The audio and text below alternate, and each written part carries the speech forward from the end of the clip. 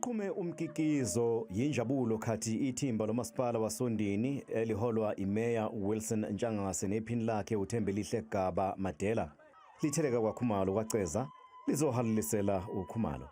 uNtshangase ubongele kakhulu uKhumalo kanye nabanye abafundi abaphuma ngaphansi kwalomasipala abaphumelele kahle, wethembisa ukuthi bazobenzela idili lokubabonga ngoLwesihlanu oluzayo.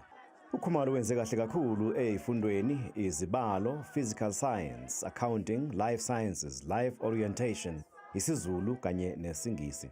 Noma abantu bengabona mina bethi ngisebenzile, kodwa akukho engikho futhi akukho engikwenzile ngaphandle kaNkulunkulu.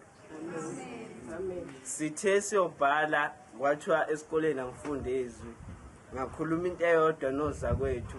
Ngathi noma sesifunde kangakanani, sesicabanga ukuthi sinalo lwazi kangakanani, kodwa singakhohlwa ukuthi kukhonke sikwenzayo simeme yena, ngokuba yena ungumazi wakho konke futhi umdala wakho konke.